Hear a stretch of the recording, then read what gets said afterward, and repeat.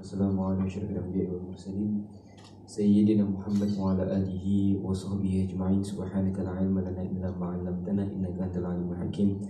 Rabbi shrah lana sudurana wa yassir lana umurana wa hlul 'uqdatam min lisani yafqahu qawli. Allahumma faqihna fid din wa 'allimna ta'wil wa hadina ila sawa'is sabil. Allahumma arzuqna fahman nabiyyin hafzal mursalin wa ilhamal malaikatil muqarrabin fi 'afiyati arhamar rahimin. Amma ba'd. Insyaallah sebelum kita ni akan ujian kitab kita di pada malam ini akan diteruskan dengan menghadiahkan terlebih dahulu baca surah Fatihah kepada Syekh Ismail Kebau. Mudah-mudahan kita ini memperoleh keberkatan daripada ilmu yang kita dipelajari insyaallah.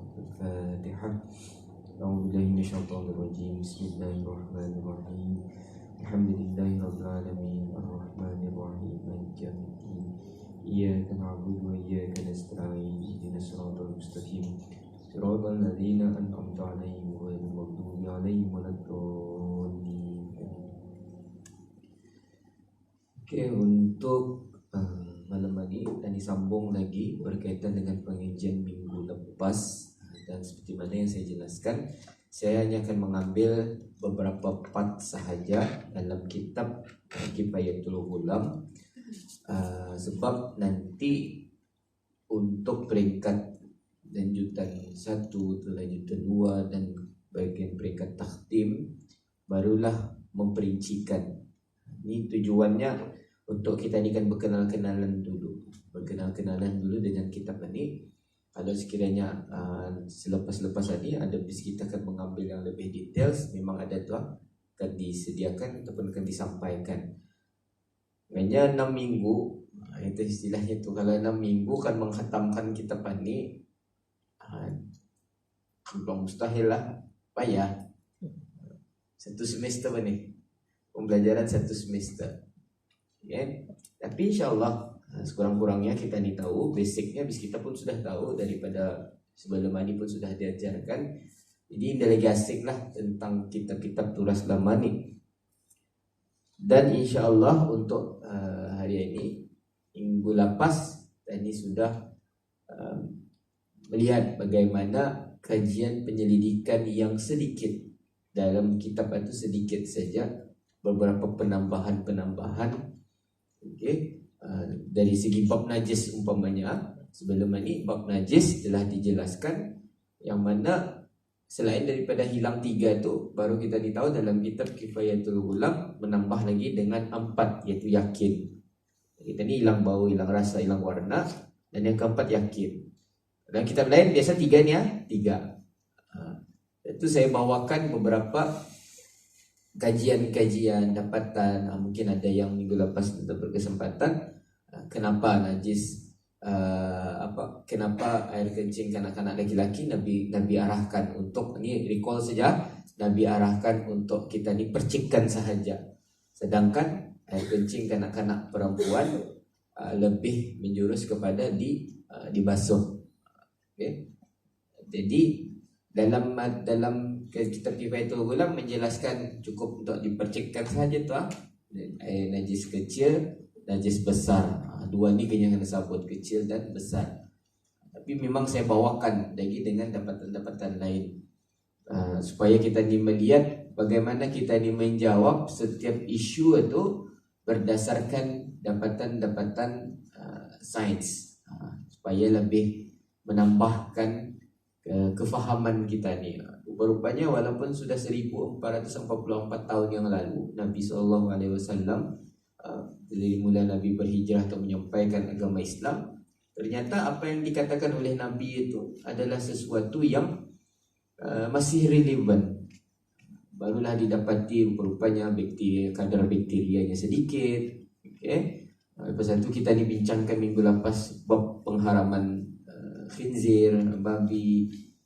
Artinya kalau binatang tu dah berlihir, dah tak halal dimakan tu, kita tahu sudah tu, payahkan disembelih, dan ada urat marihnya. Okay? Itu berkaitan dengan khinzir. Kali ini kita ni berkaitan dengan insyaAllah bab salat, bab zakat, bab puasa, bab haji, umrah dan soal jawab. Dalam salat ni semua ni, zakat ni semua, kalau agaknya dalam masa beberapa jam ini semua ni dijelaskan kategori handal ni. Kategori luar biasa ni. Ya jo haji, ya jo solat, ya jo zakat. Menjelaskan boleh barangkali kan, memahami sekaligus ni. Ni terstak ni. Okey, kalau komputer RAM-nya panas terus ni. Jadi kita ni santai-santai saja. Santai-santai saja. Habis kita kan ada sediakan air, gula-gula, makanan apa tu, kalau kan makan. Habis itu kalau anda tahu tanya. Jangan habis kita malu-malu, ini adalah habis kelas baru tekan makan. Makan silakan. Ada saya ada yang masih lapar juga apa. Silakan. Baik. Untuk bab soalan, ia bermula daripada halaman 10 hingga 31. Dalam kitab hadis kita, halaman 10 hingga 31. Yang menjelaskan berkaitan huraian, pengertian, syarat, hakikat, wirid, dan doa selepas solat. Ini perkembangan ilmu. Dalam kitab-kitab lama selalu menggunakan perkataan hakikat. Tapi sekarang ini kalau kita ni lihat hikmah ataupun rahsia. Ini kadang-kadang ada digunakan certain kitab hikmah ataupun biasanya kebanyakannya hikmah lah, hikmah dilaksanakan salat. Tapi orang-orang dulu ni lebih ia akan menjelaskan apa rupa bentuk yang kan kita ni buat, ibadah yang kan kita ni buat itu. Sekarang mesti kita lihat ada diberikannya contoh bagaimana kita ni membahaskan berkaitan dengan solat. Seterusnya penjelasan tentang berkaitan dengan niat solat, penjelasan tentang solat Jumaat, solat-solat sunat yang lainnya, dan memandikan mayat. Masuk dalam bab ini. Bab solat ini masuk bab memandikan jenazah. Artinya dicampurnya juga. Dicampurnya. Okey? Baik. Berkaitan dengan bab solat, timbullah beberapa persoalan. Selalu yang diajukan. Kita ni mengambil Syekh Ismail Minangkabau ni sememangnya bermazhabkan ahli sunnah wal jamaah. Dan ada juga yang mempertikaikan kenapa kita ni perlu bermazhab. Ni ada. Kenapa katanya kita ni perlu solat ni bermazhab, cukup kita ni berpandukan kepada yang diajarkan oleh Nabi SAW dan Al-Quran. Jangan lupa masih ada hadis Nabi SAW yang menjelaskan berkaitan dengan solat. Sallu kama ra'aitumuni usalli. Hadis ni simple. Hadis ni ringkas. Sembahyanglah kamu seperti mana kamu lihat aku sembahyang. Kalau ditukar saja hadis ini, kalau Nabi kata sembahyanglah kamu seperti mana aku sembahyang, yang jadi masalah kita ni, adakah mampu atau indah mengikut bandar-bandar macam mana Nabi solat? Okay? Indah mungkin rasanya seorang yang maksum, seorang yang benar-benar menjaga solatnya, kita ni terpaksa mengikut macam mana keadaan Nabi solat. Sallu kama usolli contohnya. Tapi Nabi gunakan sembahyanglah kamu seperti mana kamu melihat aku sembahyang. Sebab Nabi tahu akan ada sekeliling Nabi sahabat-sahabat yang memerhatikan, yang melihat bagaimana Nabi sembahyang. Sebab itu dari segi kita ni mengangkat takbir umpamanya Allahu Akbar, ada yang menyimpan di antara paras dada dengan pusat. Kita ni mazhab Syafi'i pertengahan. Okey, sini. Ada mazhab Maliki ditutupnya pusatnya. Okey. Jadi ada yang indah menyimpan tangannya di semua sembahyang itu, dan jadi salah. Yang jadi salah apabila kita ni ada ilmu, semua dipakainya. Rakaat pertama Allahu Akbar, Syafi'i pakai. Rakaat kedua Allahu Akbar, pusat tutupnya. dicampur adukkannya. Ini jadi masalah. Kadang tanya juga arah kami, kenapa di Brunei menekankan ahli sunnah wal jamaah mazhab Syafi'i ini, dah boleh yang lain? Bukan dah boleh. Boleh. Tapi pastikan kita ini benar-benar tahu. Kalau kita ni kan pelbagaikan, semua mazhab tu kan diajarkan di sekolah agama paning ni. Jangan sekolah agama, jemaah-jemaah saja pun panik. Kenapa sekejap ni? Tahu apa? Kadang-kadang kami ke masjid-masjid, ada jemaah dah tahu kenapa ya macam ni, macam tu. Oh, banyak pertanyaan. Kami waktu menjalankan jiraya wara ke masjid-masjid berkaitan sembahyang mazhab Syafi'i, banyak pertanyaan jemaah. Kadang kita ni rasa di Brunei ni sampai sudah knowledge itu. Rupanya ada pihak-pihak tertentu yang masih lagi belum tahu juga. Ini sebenarnya mengelak daripada kekeliruan. Biar kita satu-satu itu dulu. Okey. Kenapa mazhab Syafi'i lebih mendominasikan idea kita ni? Sebab salah satu faktor menyumbang kejayaan satu-satu mazhab juga adalah pengikutnya. Pengikut-pengikutnya. Jadi pengikut-pengikut Imam Syafi'i ini di antara yang mempeloporinya lagi balik ataupun menghidupkan balik apa yang diajarkan oleh Imam Syafi'i. Contohnya Imam An-Nawawi. Itu kalau akan menjelaskan berkaitan dengan mazhab Syafi'i, jangan terus kepada buku mazhab Imam Syafi'i itu. Dan ini perlu lagi rujuk kepada buku Imam An-Nawawi. Kerana apa? Dalam mazhab Imam Syafi'i ada qaul jadid, qaul qadim. Okey, ada dua. Mungkin yang waktu awal-awal macam ni, yang kedua macam ni. Saya akan menjelaskan itu dengan panjang lebar. Yang saya akan jelaskan di sini, sembahyang kita ini memanglah melihat bagaimana keadaan Nabi SAW solat. Ini sudah-sudahlah, kadang-kadang jadi pertengkaran ni, satu pihak kepada pihak yang lain. Dah mau selesai. Yang sepatutnya diriungkan yang anda sembahyang langsung ni. Bukan pula kita ni kan menyuruh salah, dah salah ni salah baninya. Itu saya warning jemaah. Bukan pula warning apa. Lepas kita belajar ni, saya yang kita ni lihat solat kita ni jangan urang. Datang melirik betul matanya. Macam bukan saja yang akan ajarkan.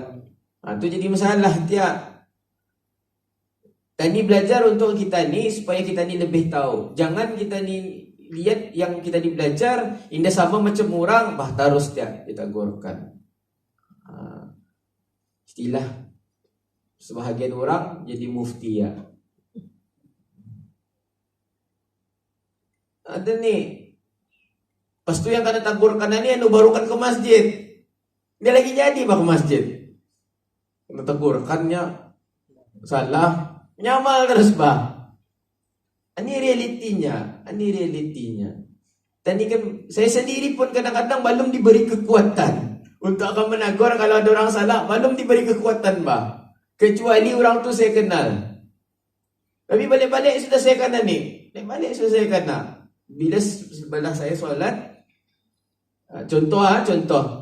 Selalunya kita ni buat ghairil maghdubi alaihim waladdallin. Baca ni baca sebelum amin. Rabbighfirli wa liwalidayya. Selalu kan? Tadi baca kan? Kita mengganggu solat kita ni bagi yang tahu. Sebab dijelaskan oleh Jabatan Mufti Kerajaan kita ni sendiri, boleh kita ni sebut doa tu, tapi untuk kita ni solat seorang diri. Untuk solat berjemaah lebih baik diam, tunggu berbayar sama imam membaca amin. Ini lebih besar pahalanya. Apabila serentak amin itu amin berbayar semua, maka malaikat akan turun menaikkan segala permintaan kita ni dan doa-doa kita ni dimakbulkan oleh Allah Subhanahu wa taala. Kadang dah berasas kan, dan ikut sejebah, dan dia tahu itu yang jadi anunya tu. Kalau seorang diri boleh sujud lama juga, ya sujud. Yang batah ni kadang imam. Ada juga dah tahu. Allahu Akbar. Imam, selagi namanya imam, ia tidak boleh membuat sesuatu itu mengikut cita rasanya. Ia perlu tahu keadaan jemaahnya. Indah jual lambat, indah jual cepat, sederhana. Sujud dia bata-bata, sujud dia bata-bata. Sebab melihat kepada sujud itu doa dikabulkan. Dan ini pun kesilapan dalam pemahaman kita ni. Kita dipikir sujud doa yang dimakbulkan Allah pada ketika sujud itu pada sujud yang terakhir. Tidak. Setiap kali sujud, setiap kali rukuk. Satu kalau orang Arab, sujudnya batah, rukuknya batah. Itu doa dimakbulkan. Tak payah tunggu pintu Kaabah terbuka. Kan? Hari ini Ustaz Saiful tahu cerita matahari berada di tengah-tengah Kaabah 100 tahun sekali baru pernah wujud lagi. Banyakkanlah berdoa. Saya berkata takjub kita itu satu hal. Alhamdulillah benda tu memang 100 tahun sekali ya. Mungkin. Tapi berdoa tu yang Allah. Baik pulang tunggunya hujan tu. Hujan turun, berdoa. Tentu ada hadisnya. Ayam berkokok waktu subuh, doa. Ada hadisnya. Tidak payah tunggu yang 100 tahun. Yang tiap hari ada pun, dia orang mau berdoa. Bila maghrib ke isya tu bah. Waktu iqamah, waktu azan iqamah. Tu doa yang dimakbulkan. Paling mahal ujungnya tu yang gitu. Akan terdapat malang dan siksa andai kata mesej ini tidak dihantar kepada orang yang lain. Rejab, waktu Rejab, Syaban, bermaaf-maafanlah kerana catatan terakhir. Ya Allah, ada sudah mengambil tugas malaikat itu. Kadang-kadang tak kita ni banyak mengambil tugas orang masa ni. Kita ni selalu bercakap mental health issue kan. Yang saya kenapa jadi mental health ni, sebab kita ni menjalankan tugas Allah sudah apa? Kasar belang bunyinya, tapi benar. Takut kita ni akan berhadapan dengan takdir itu. Mesti tak macam ni, mesti tak cuma ni, buat cuma ni. Indah kau karang berzeki karang. Ni awal ni sudah. Payah karang kan cari kerja, payah karang kan ni, payah kan itu ini. Walhal kata Allah, Allah telah tiupkan rezeki, Allah telah janjikan rezeki pada ketika seorang anak itu berada di dalam kandungan 3 bulan dalam kandungan. Kita ni banyak fikir, too much thinking. Saya kata tanya, waktu itu saya kata tanya macam mana kita ni kan berhadapan dengan mental health ni. Macam mana kan berhadapan sama mental health ni? Yang saya tahu dalam Al-Quran sendiri ada menjelaskan 3 perkara. Mata, jaga penglihatan, jaga pendengaran dan jaga hati. 3 perkara ni memang dijelaskan di dalam Al-Quran. Adakah kita dijaga ketiga-tiga ni? Sebelum menjawab kepada bagaimana melihat kepada mental health issue ini, kemurungan, anxiety dan sebagainya, kita lihat 3 perkara ni. Adakah kita ni benar-benar jaga 3 perkara ni? Mata kita ni, telinga kita yang kita ni dengar, dan seterusnya kita ni jaga hati kita ni. Sebab itu Allah bagi 2 mata, 2 telinga, mulut 1. Macam the balance. Kenapa indah mulut tu 2? 2 kan senang. Penting depan, penting belakang. Orang belakang cerita tadi nyampuk aja. Laki-laki payah ni. Bini jangan. Bini kehebatannya itu sudah tu yang Allah Ta'ala bagi. Wala tu sambil marah-marah bawang tu. Jangan cakap netan tu mendengar tu telinganya. Laki-laki duduk depan-depan, bercerita. Tanya balik apa yang kita dengar tu. Mai tahu tu, apa kannya? Tanya fokus tu laki-laki. Ini indah jangan. Artinya saya dalam kajian sains menjelaskan, bukan lagi sains dari segi perubatan kesihatan, otak laki-laki lagi besar daripada bini-bini. Around mungkin laki-laki, kalau saya tidak silap, betulkan saya nanti kalau saya silap, kita boleh cek. Laki-laki 1.5 kg lah, sekilo lebih, tak aneh. Gram dia patut lah. Saya ente confuse antara gram sama kg ni. Kalau tak segram nya damit deh. Bini-bini 1.2, 1.2 atau 1.3. Siapa yang hebat, laki-laki ke bini-bini?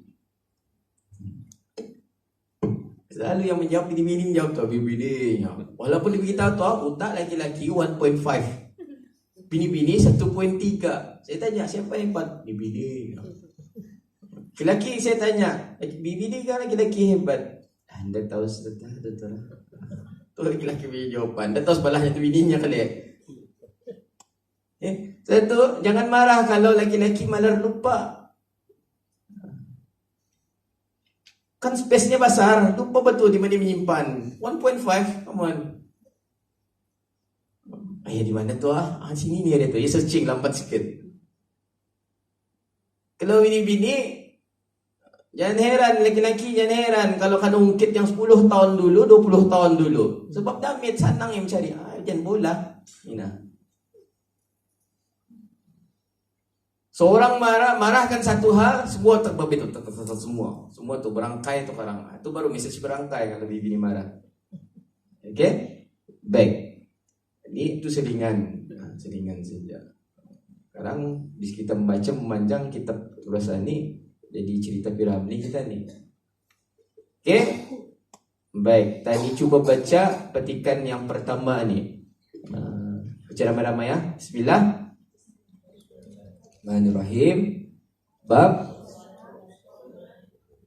wa ma yata'allaqu biha. Apa artinya yata'allaqu biha ni? Oh, yang berkaitan dengannya. Yang mempunyai hubung kait dengannya. Bab salat wa ma yata'allaqu biha. Okey. So jangan cakap kita ni masa ni saja mencampur adukkan bahasa. Ni yang lama ni, bukan bahasa Melayu tu. Okey?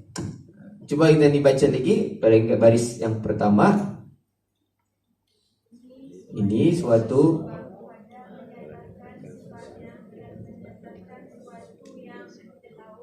yang kita tahu, yang ta'alluq dengan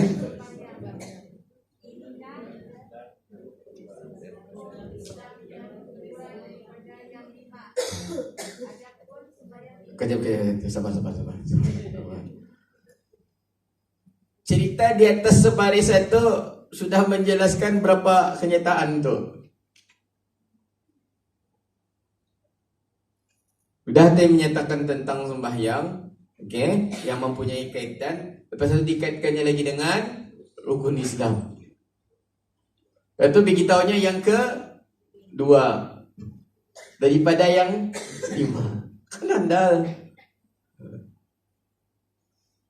Satu paragraf itu berapa ceraian kan tu dibuatnya.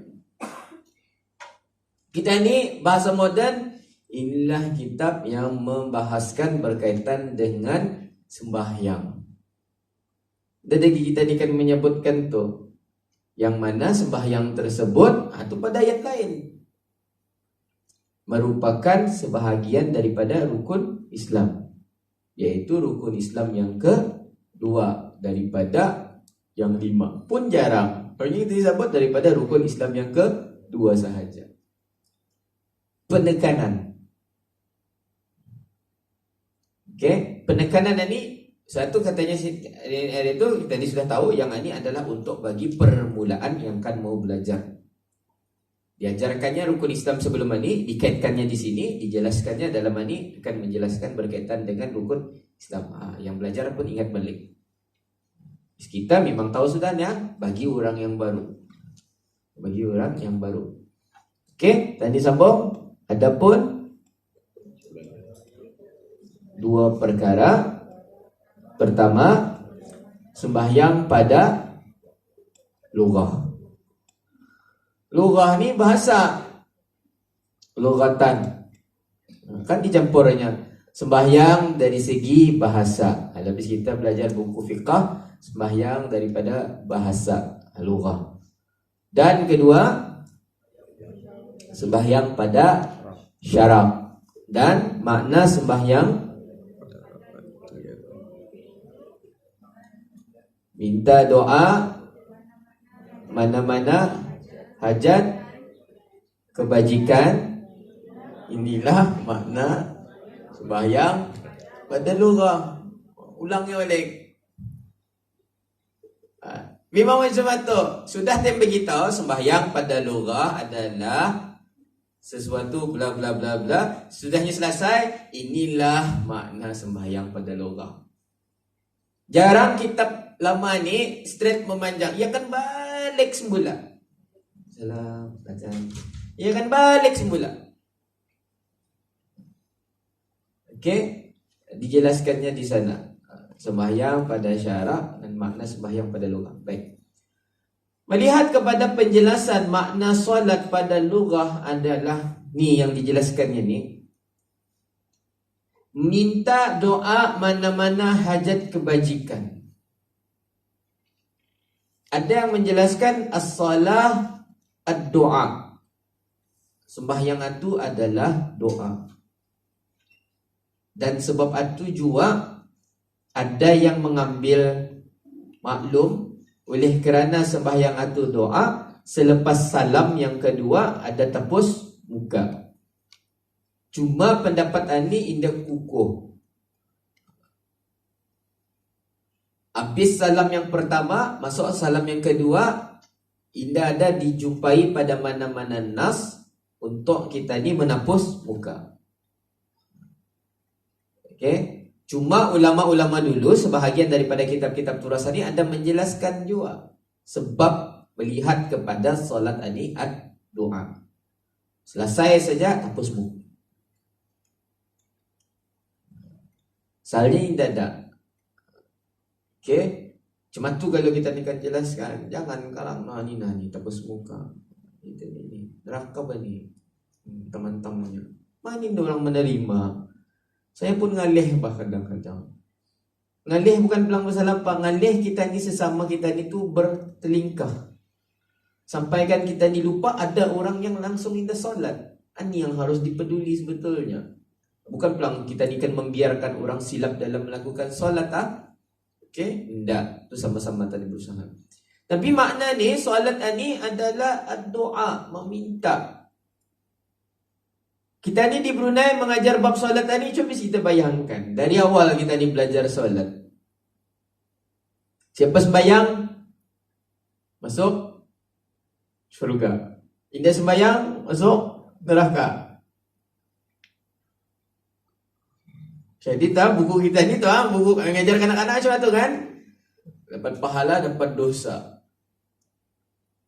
Apabila Kupu SP diminta untuk mereview buku silibus kanak-kanak, salah seorang di antara yang mereview itu, pensyarah yang mereview itu, ya, apabila saya baca buku-buku ini, ya, bukan mengatakan salah, indah, tapi kita ni lihat mana kebaikannya, mana untuk yang perlu ruang-ruang untuk kita diperbaiki. Kita ni macam memaksa anak-anak itu untuk solat disebabkan adanya siksaan.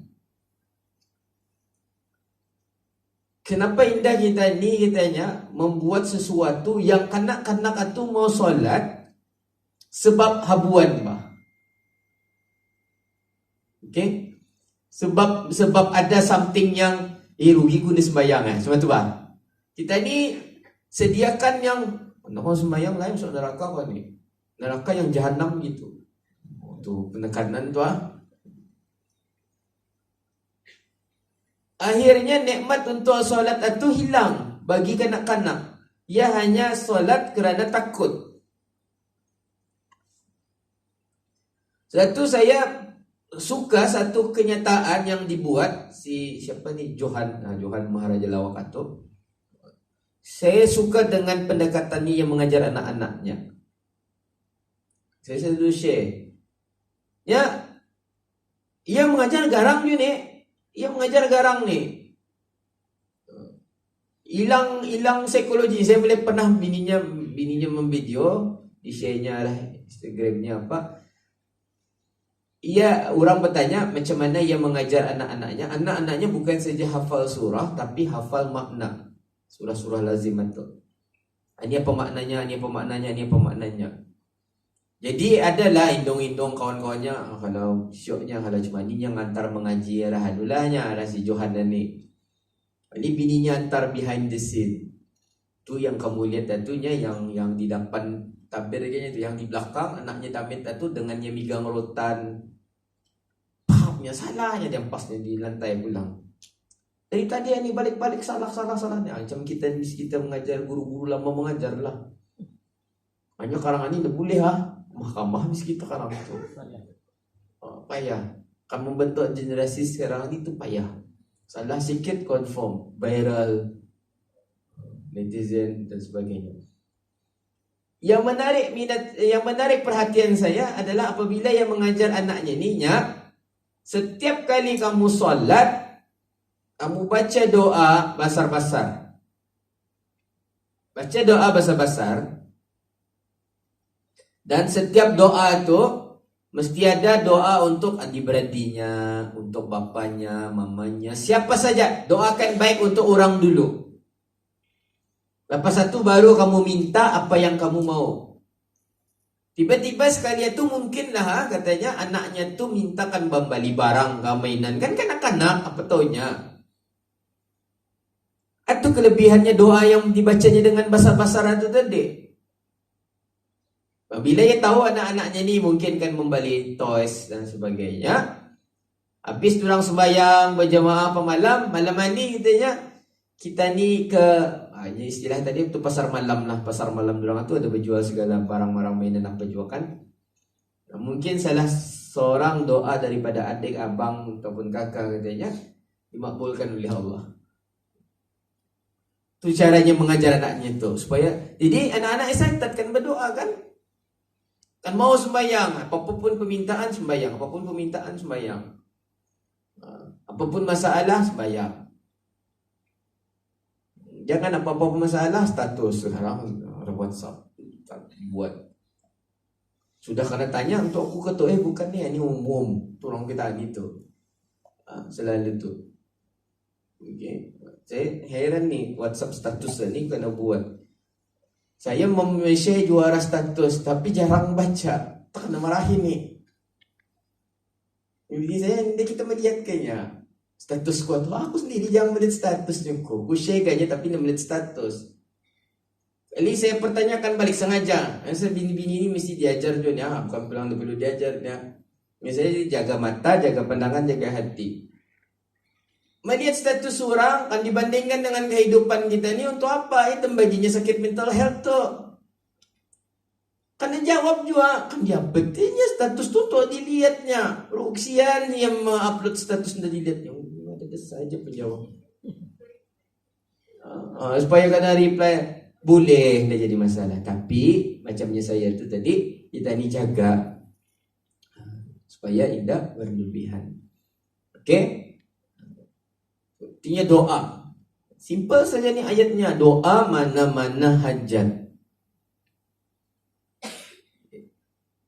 Adapun makna sembahyang pada syarak itu iaitu yang dikata oleh Imam Rafi'i radhiyallahu anhu. Ini menunjukkan dalam sistem penulisan yang menggunakan rujukan.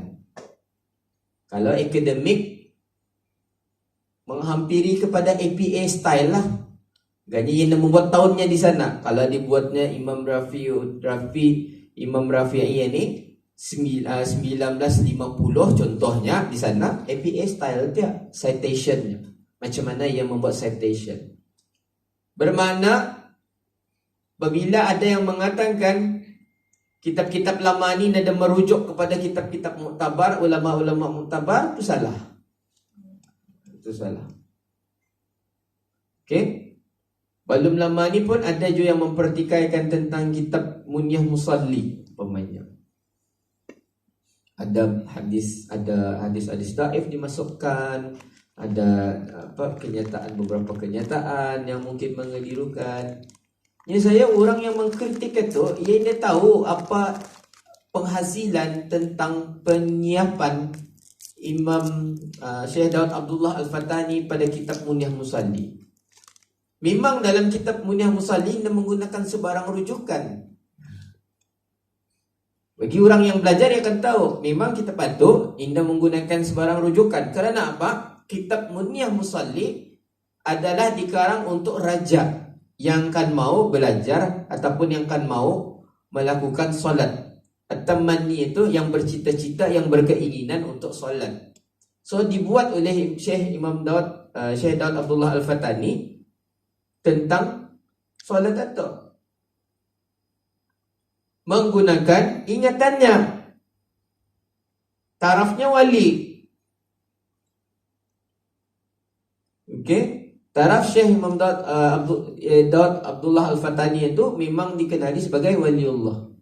Apabila yang mendengar Raja Curious tentang apa yang dibuatnya tu nada menggunakan rujukan, ia pun membuat dengan lampu yang bertutup keluar cahaya dari tangan.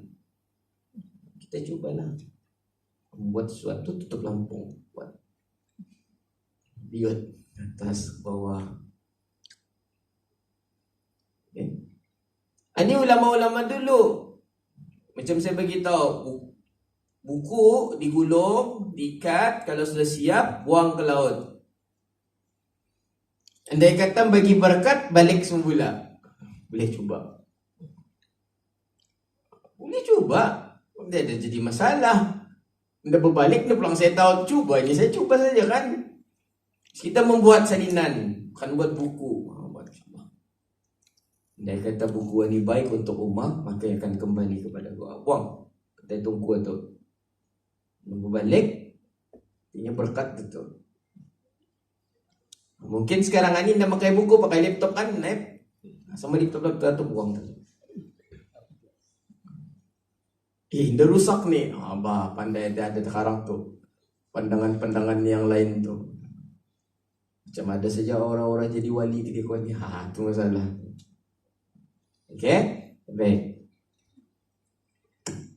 Apa yang dijelaskan di sini adalah aqwalun wa af'alun muftatahatun bitakbir wa muhtatamatun bitaslim bisyurut makhsusah. Bermula makna sembahyang pada syarak iaitu beberapa bacaan, beberapa perbuatan yang dimulai dengan takbiratul ihram dan disudahi dengan salam dengan beberapa syarat yang tertentu. Okey, aqwal wa af'al, perkataan dan perbuatan. Muftatahatun, yang dibuka. Fataha, yang dibuka, terbuka. Bitakbir, pada menggunakan dengan takbir. Dan khatimah, muhtatamatun, yang disudahi dengan salam. Tapi ada syarat yang tertentu. Solat ini mengharamkan sesuatu yang halal. Contoh, makan, minum, berkata-kata halal. Bercakap haram payah tu. Halal. Tapi apabila kita ni solat, jangan cuba-cuba. Kerana membawa hukum haram. Adat yang menyangkut arah mulut, gigi kambing, daging kambing itu. Ya Allah, bayang sudah nih mana nih ya? Sayang nih sedikit jangannya nih. Thailand. Sah ke batal solatnya? Batal. Okay? Sebab ia makan. Cara yang dibuat, ludahi. Jadi saya meludah nih. Ke kiri ke kanan ada orang sebelah menyangkut. Ke depan takut ada imam, tampal-tampal daging kambing belakang sini kan. Ambillah, ada sedikit, ambillah, simpan dah dulu. Yang penting ini ditalan ke dalam mulut kita ni. Satu, kita nikan solat, kumur-kumur, berus gigi benar-benar bersih-bersih. Okey? Seterusnya dijelaskan lagi. hakikat sembahyang. Cuba baca. Ini syok sikit. Adapun hakikat sembahyang halaman 10 juga. Jumpa ke surat 10 baris berapa kan, Bang?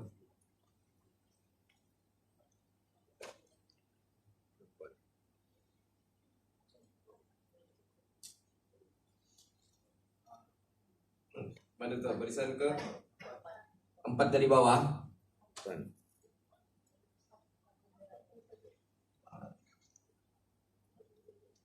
Oke.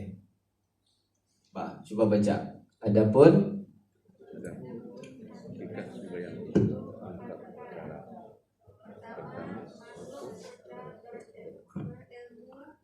pada itu apa nih? Masuk serta yakni mengetahui yang disembah dan rukunnya dan yang membatalkan dia. Yang kedua,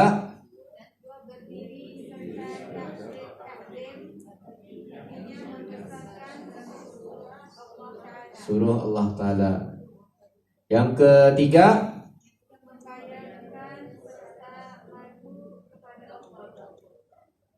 yang keempat,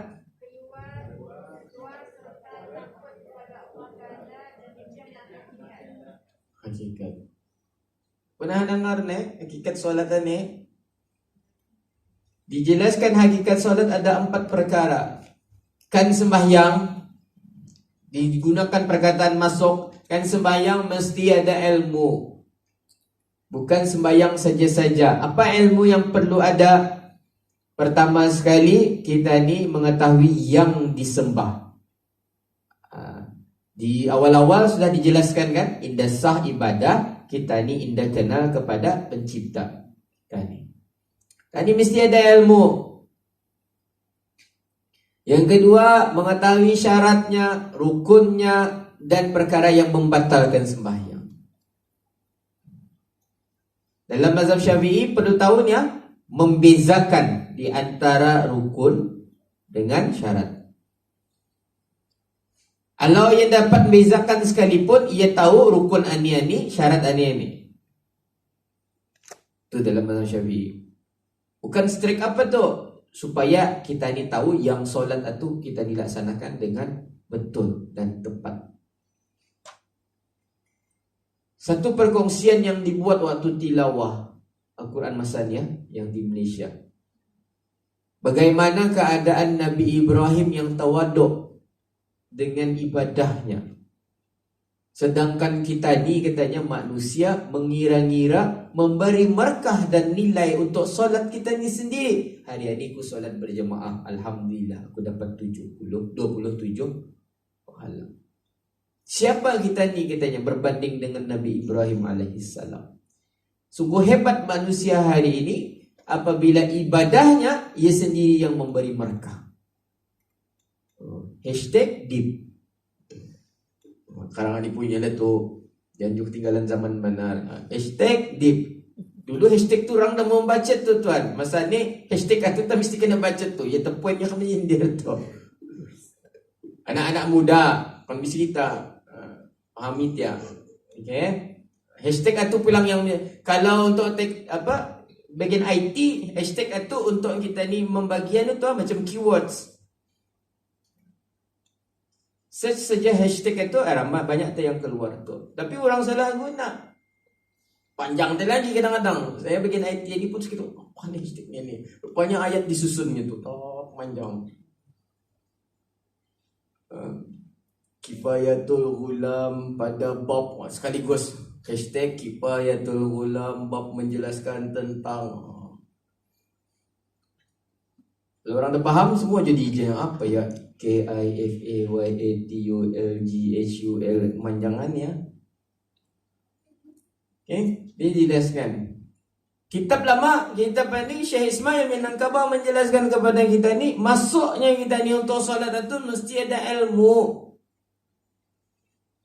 Yang kedua, berdirinya kita ni, qiyamnya kita ni itu adalah sebagai mengagungkan, ta'zim, membesarkan apa yang diperintahkan oleh Allah Subhanahu wa taala. Sebab solat ni adalah perintah Allah, ibadah ni adalah yang disuruh oleh Allah. Bukan untuk kita ni kan meminta nilai dan sebagainya. Kita ni yang solat ni pun belum tahu dapat masuk syurga kalau bukan kerana Ar-Rahman Ar-Rahim Allah. Tu saya balik-balik pesan ada diri saya. Tadi selalu minta husnul khatimah. Allahumma khtim alaina, ya Allah. Kita ni mudah-mudahan kita ni dimatikan dalam mati yang husnul khatimah. Wala takhtim alaina bisu'il khatimah. Lepas tu ya ada 27, ada 25. Okay? Pahala solat ni berjemaah. Bagaimana kita ni berdiri itu mengatakan kita ni mengagungkan Allah. Mengagungkan akan suruhan Allah. Wa ma khalaqtul jinna wal ins illa liya'budun. Aku tidak jadikan manusia, jin dan manusia itu kecuali untuk menyembah aku, kata Allah. Beribadah. Indahnya hidup kita ni setiap hari kalau kita ni anggapnya ibadah. Itu yang indah tu. Ngalih kita ni, apa sekalipun kita ni buat, indah dapat pujian sekalipun. Kalau kita ni rasa, ni ibadah. Kalau bukan arahku dapat, keluarga aku dapat, tadi akan happy, gembira. Sebab saya pun kena tanya soalan-soalan yang sama. Soalan-soalan ni kadang-kadang menjadikan kita ni ngalih juga. Ngalih bilang bah. Karena minta ada video tadi saya sekarang bagi sebab ani on the way. On the way ke mana? Mengajar malam lagi. Tadi pagi sudah ceramah petang, ceramah ni malam ceramah lagi. Ini kita ngalihkannya. Yang ku kena tanya ni pelang buat ku ngalih ni. Ndak kan tanya ndak pelang ngalih, kena tanya ni pelang buat ngalih ni. Okay. Jadi habit sudah. Bukan pulang jadi habit apa. Sebab teguran daripada Allah Ta'ala pada saya jelas. Sebab saya ajar orang lain untuk mudahkan urusan orang, Allah akan mudahkan urusan kita ni. Satu urusan orang kita dimudahkan, Allah bayar 10. 10 Allah mudahkan. Jadi waktu saya belajar sampai master, PhD dan sebagainya, inilah yang memberi impak. Pensyarah saya pada ketika itu katanya, yang penyelian saya sudah tanya, fokus dengan penulisan muan ni. Jangan lagi menerima undangan-undangan ni dulu. Ya saya cuma akan beritahu saya ngalih cuma tu. Andai kata Allah izinkan untuk meninggal dunia, kenapa nak kamu menyampaikan arah masjid sekian ni? Ngalih ku, doai ma alasanlah. Okay? Saya dah apa-apa lah Prof, dah apa-apa lah, boleh lah insyaAllah. Tapi kadang-kadang syaitan tu mengganggu juga. Itu kau nak banyak siapa buat dan dia siap kerang ni. Cuma main di telinga. Tapi saya yakinkan dalam hati Allah, insyaAllah aku tolong orang, Allah akan tolong aku. Bukan minta tu aku tolong orang ni, orang akan tolong balik. Tidak. Mau Allah tolong, ya Allah tolong. Waktu saat-saat getir itu kan siap sudah penyelidikan ini, tiba-tiba Dr. Hadi Melayong menteks. Ini kisah penyelidikan saya PhD itu. Mencari bahan untuk bab 5 ni, untuk kan menganukan lagi. Loh, ada ni buku baru. Buku apa tuan? Himpunan titah. Allahu Akbar. 63 titah tentang MIB. Kalau saya mencari sendiri, dah siap tu. Allah bagi dengan buku itu sekaligus. Itu tah yang dikaji. Kata Prof, ini kalau game katanya sudah checkmate. Seolah-olah kena buka jalan dalam hati. Walaupun Allah menahan nikmatnya tu perlahan lambat di ujung sampai kita ni benar-benar stres, tapi at the end bantuannya tu melebihi daripada mencukupi. Ngalih yes ngalih. Tapi ngalih itu berbaloi. Okay? Ngalih itu berbaloi. Sebab part time kan, jangan minta-minta lah belajar part time. Macam bis kita ni tersesa let ni berehat benih. Habis kita berehat mana kami mengajar ni. Dek pertama tu semangat. Kalau saya jumpa habis orang pengiran apa dari yang datang tu kan, habis kita ni cuba terberehat. Kami ni dah dubel ilmu bahasanya. Takkan menimba ilmu ni. Sudah tu yang kami padahkan arah rais. Allah. Saya padahkan arah rais kami juga ni yang karang turun. Daripada asas 1, asas 2, lanjutan 1, lanjutan 2, takhtim. Banyak sudah. Alhamdulillah. Artinya ilmu Allah tu. Jadi alhamdulillah lah. Dulu mana orang kan mau belajar ni kitab lama ni. Orang mau ni. Aning orang lihat. Tulisannya tu juga. Makanya yang saya punya ini putih tu juga. Patutnya yang bisa yang ada di kita tu kuning. Tu baru ya. Nampak lama itu baru namanya kitab kuning. Yang bis kita belajar kitab kuning ni yang anda panggil lah. Bukan otak kuning kitab kuning. Kitab ini jangan je salah beritahu orang awam Kami belajar kitab kuning. Baik lagi tu. Yang kitab Tauratnya tu si kepala tu kita mengajar kaninya kitab Taurat. Saya. Nah saya ada ilmu tu kitab Taurat tu. Kitab turas, dia dimelayukan itu payah apa? RTB balik-balik tu bertanya, Ustaz, macam mana menyebut ni turas? Ya pikir Tauratnya, bukan kitab lain tu. Okay. Yang ketiga adalah membayarkan serta malu. Solat kita ni tu kerana kita ni melihat nikmat yang Allah berikan kepada kita ni terlalu banyak. Terlalu banyak. Tapi jarang kita ni mengadukan pada solat kita ni. Melainkan kita ni solat hanya kerana banyaknya permintaan kita ni. Kenapa Nabi ajar Rabbana atina fid dunya hasanah wa fil akhirati hasanah. Tani minta ya Allah minta kebaikan yang ada di dunia dan di akhirat. Cukup atau that's it. Kalau sudah kebaikan itu merakat arah diri kita ni, apa lagi yang kita diminta? Tapi manusia tetap manusia. Tidak pernah cukup. Banyak permintaan kita ni, silakan. Sebab Allah suka mendengar kita ni meminta. Allah suka mendengar kita ni meminta. Allah suka mendengar kita ni berintih. Kadang saya tanya diri saya banyak kita ni sepanjang kita ni solat, kalau kita ni mendengar hadis-hadis Nabi yang diriwayatkan oleh Aisyah, banyak Nabi menangis waktu Nabi solat. Kita ni berapa kali kita ni menangis waktu kita ni solat? Keras hati kita ni waktu kita ni solat itu kadang-kadang. Okay?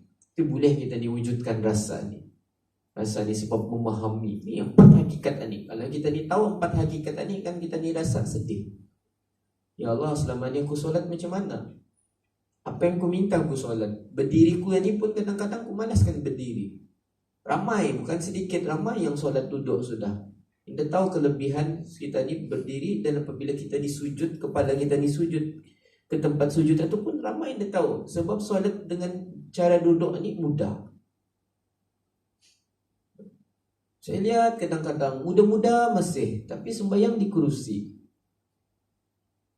Saya lutut, okey. Dahan cepat sembuh, insyaAllah. Main futsal kejumpahan orang yang sama. Benar belang kali tu mungkin futsal itu ia dah sujud ia dah melipat kakinya tu. Tapi ada benda-benda yang kita ni boleh buat. Kenapa sembahyang kita dipandang ringan? Sebab itu nikmat yang paling besar. Sujud tu nikmat yang paling besar, yang meninggalkan segala keegoan kita ni, yang mengatakan kita ni hebat. Akhirnya kita ni pun mencium tanah. Tok kita ni merasa diri kita ni itu berada di bawah. Tentu kita ni membayarkan serta malu kita ni kepada Allah Subhanahu wa taala. Apa yang kita ni buat itu adalah kerana Allah betapa banyak nikmat yang Allah Ta'ala berikan kepada kita ni. Dan keluar kita ni dengan rasa takut. Kita ni solat keluar dengan rasa, tak ada rasa apa-apa kata-kata.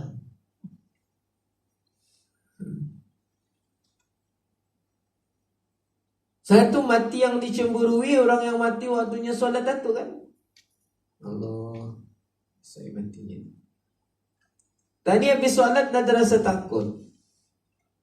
Patutnya yang kita ditakuti, aku melakukan lagi maksiat, aku buat lagi dosa. Okay, fine. Ceritanya macam mana? Kadang macam mana kita ni kena wujudkan rasa malu? Kalau kita ni sama manusia, balik-balik kita ni minta tolong, bercakap pindah kita ni, orang ni hari tu aku tolong sudah, hari ni kita tolong kau lagi. Masalah yang sama. Cuma tujuan kita ni dengan Allah Ta'ala, dengan ada rasa yang malu kita ni. Lepas alhamdulillah, Masya Allah, inilah yang dibuat perumpamaan oleh orang-orang lama. Pendekatan yang diberikan simple, short, tapi memberikan kesan kepada kita ni apa hakikat solat yang sebenarnya itu. Okay. Seterusnya, solat pukul 9 dia. Bermula tiang sembahyang itu dua perkara. Tiang, dan ini biasa tiang rukun Islam itu tiang agama. Ini sembahyang pun ada tiangnya. Apa tiangnya? Pertama, bisa kita baca khusyuk, yakni tetap sekalian anggotanya. Kedua,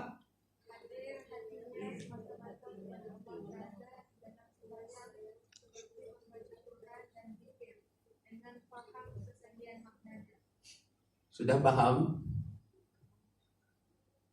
Sudah paham yang kita ini baca selama ni tentang apa makna doa iftitah kita ni, apa makna bacaan sujud kita ni, apa bacaan setiap surah yang kita ni baca. Khusyuk yang pertama ditekankan. Tiangnya yang pertama khusyuk. Kalau kena tanya macam mana khusyuk, tadi hadirkan hati kita ni semata-mata kerana Allah dengan membaca surah-surah dalam Al-Quran dan zikir-zikir yang tertentu. Faham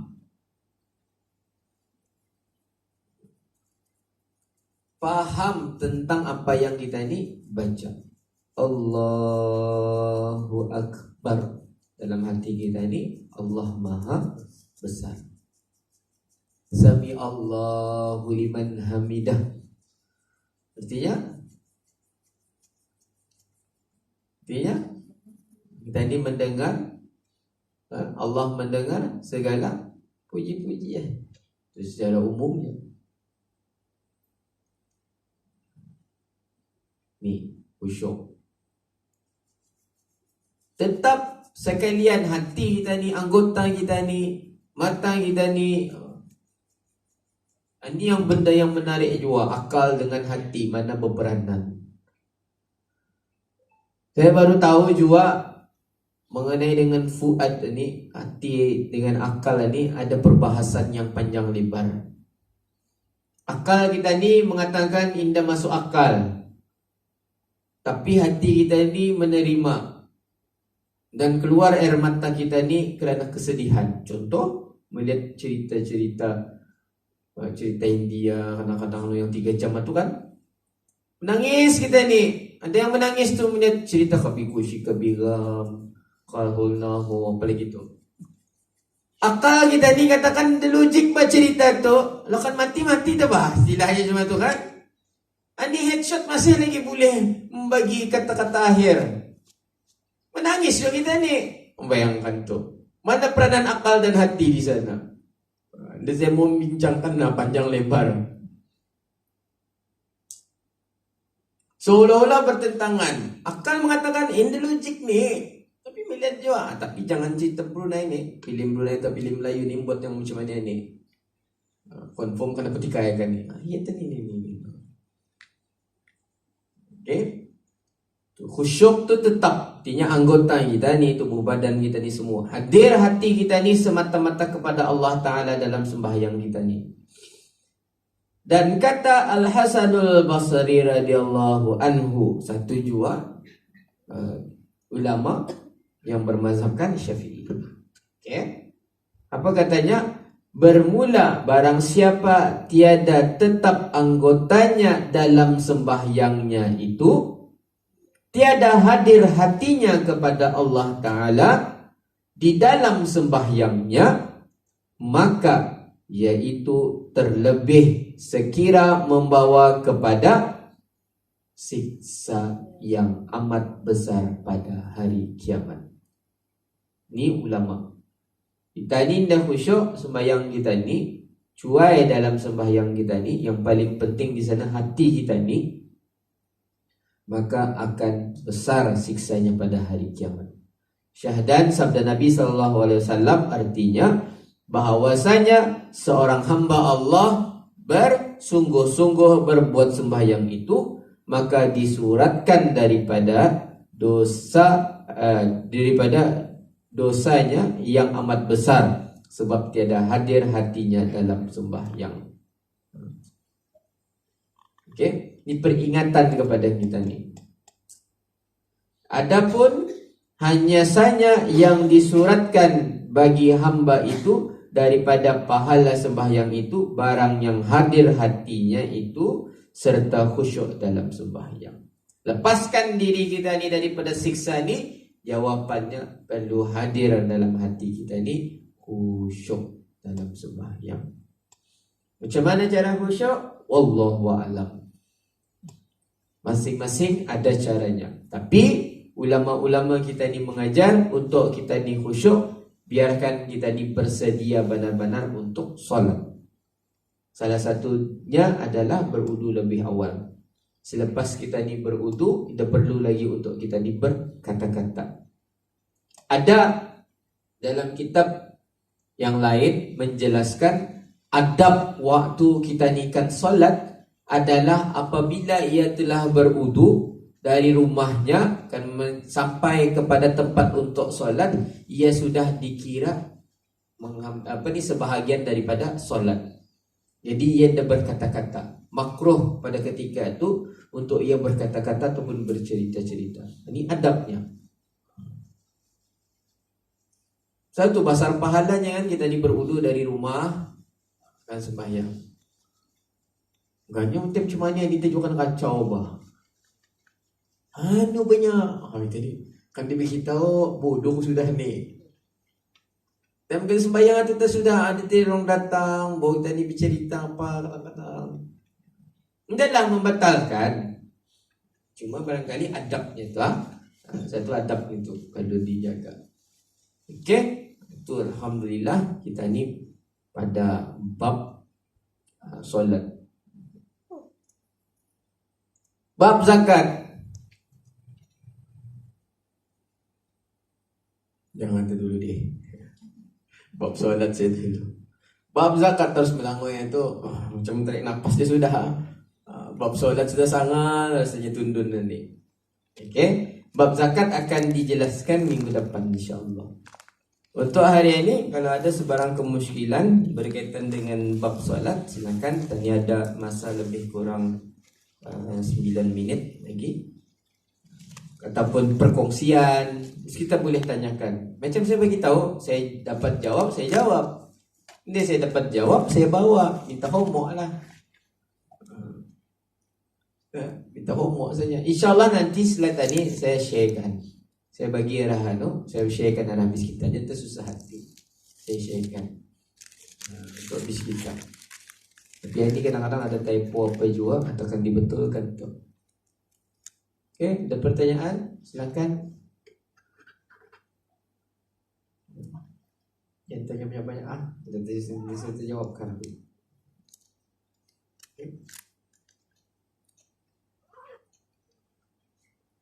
Dah. Oh, Ustaz tadi yang bertanya ni boleh digunakan dalil malaikat Jibril apa ni? Malaikat Jibril bertanya kepada Nabi. Okey. Bukan malaikat ni hanya salah Ada malaikat di sini ni. Ada. Malaikat ada, tapi dia nampak.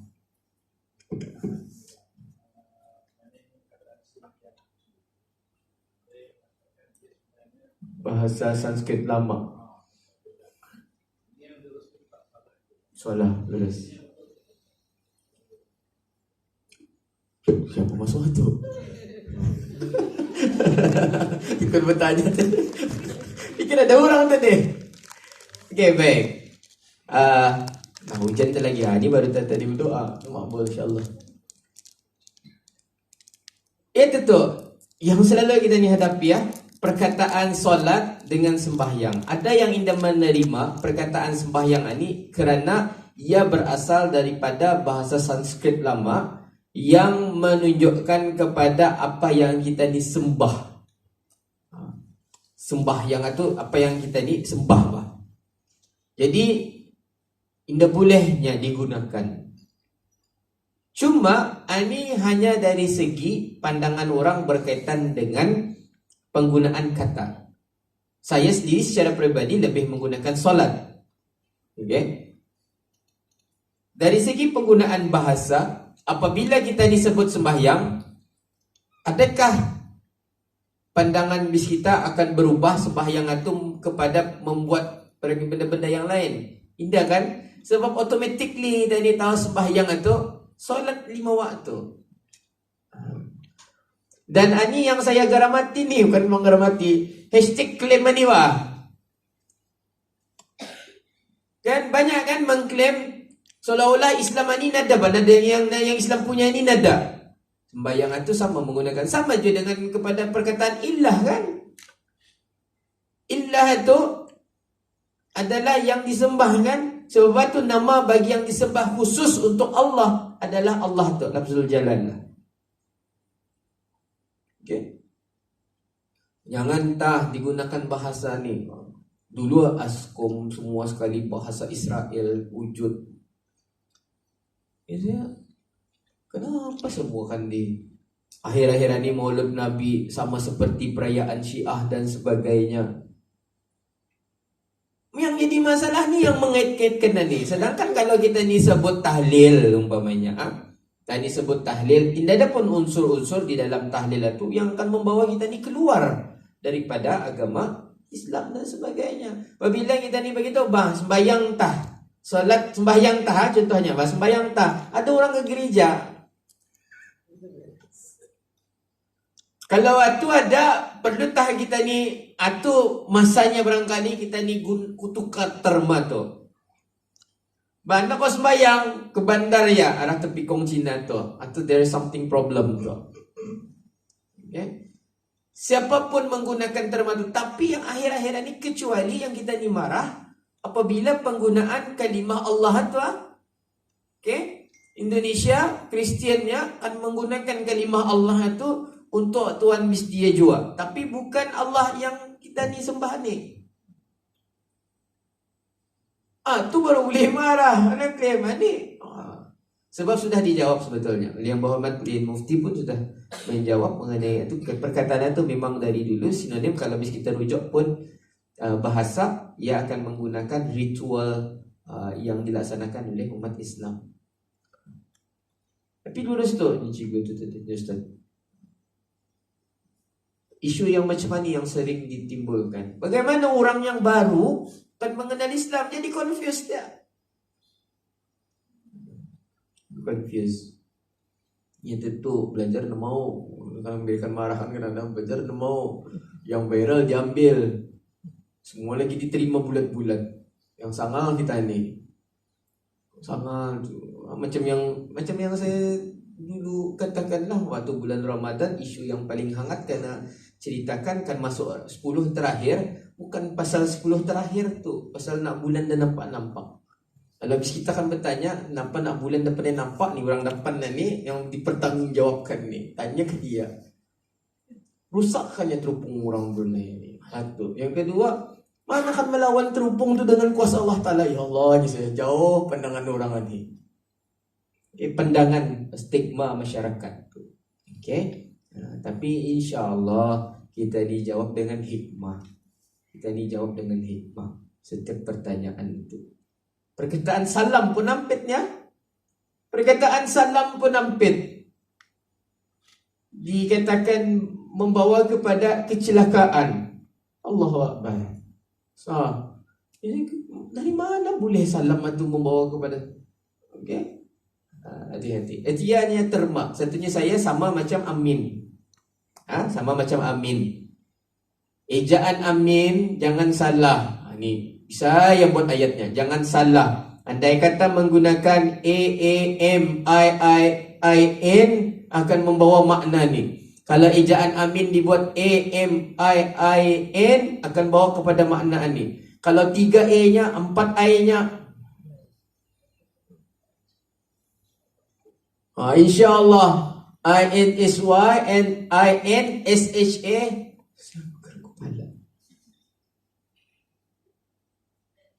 Saya nada kena mengena tu. Kalau bahasa Arabnya salah barangkali orang yang pandai bahasa Melayu pulang tu. Ada cikgu bahasa Melayu sini. Yang cikgu bahasa Melayu tahu tu. Siapa yang buat namanya double A, double I apa tu? Setiap huruf vokal ataupun konsonan dalam bahasa Melayu akan disebutkan macam-macam. Nisa, N-I-I-S-A. Ada bunyinya Nisa tu. Ni-I-Isa tu. 2 I-nya. Itu ilmu Allah luas. Artinya ilmu Allah luas. Yang mengajar tulisan Jawi kata saya, macam mana kita ni kan mengaitkan Jawi ini dengan keagungan dan kebesaran Allah. Dalam ejaan Jawi ataupun tulisan Rumi akan ada ipepet dan italing. Ipepet dan italing, bunyi italing ini lebih kepada bunyi A, kan? Dia disebut I. Apabila kita ni membuat satu converter Rumi ke Jawi, setiap ada ejaan I, B-E, contohnya bergawan, sepatutnya ipepet di sana, B-E-G-A-W-A-N. Apabila di-convert, ia akan menukar kepada huruf Ya. Bermakna masih terdapat manusia itu sendiri yang mampu menyemai dengan apa yang Allah Ta'ala berikan. Sebutan ni, Dani. Ada clear. Sampai karangan ni, payahkan mengkonvert tu. Akhirnya kita ni perlu tahu sendiri. Okey, sebab itu kita belajar ilmu ni. Apabila kita ni belajar ilmu, tujuan kita ni bukan hanya setakat tahu, tapi yang kita diinginkan adalah kita ni mengenal Allah lebih dalam, mengenal Rasulullah sallallahu alaihi wasallam. Bukan barangkali kita ni sudah tahu ataupun kita ni baru tahu, tidak. Tapi ini mungkin ruang dan peluang Allah memanggil kita ni. Allah menjentik hati kita ni untuk kita ni lebih kenal Allah. Berapa tahun sudah umur kita ni, tapi rupa-rupanya bab solat masih banyak yang kita ni dah tahu. Saya sendiri pun, dan saya mengatakan saya tahu keseluruhan. Bersyukur juga saya mengajar ni. Sebab saya pun membaca, saya pun membuat reference, saya pun buat rujukan, dan kadang-kadang ada ilmu baru juga. Satu saya kongsikan adalah hadis kita.